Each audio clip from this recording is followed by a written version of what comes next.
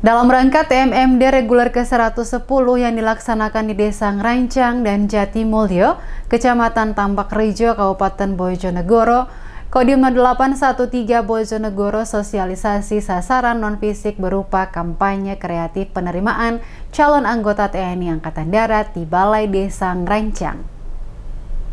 TNI Manunggal membangun desa 110 Selain sasaran kegiatan fisik, TMMD reguler ke-110 Bojonegoro juga terdapat sasaran kegiatan non-fisik. Batipers Kodim 0813 Bojonegoro beri sosialisasi kampanye kreatif penerimaan calon anggota TNI Angkatan Darat di Balai Desa Ngerancang.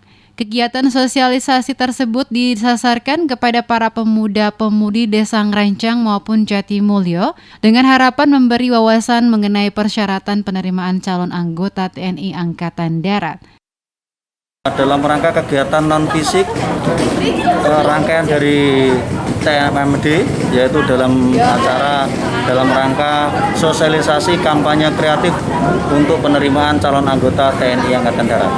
Alhamdulillah, mereka juga antusias, biarpun mereka sudah terlambat mendaftar juga masih mau mengikuti dan mungkin bisa sebagai penyambung lidah dari kami untuk disampaikan pada keluarganya yang tidak hadir pada saat ini.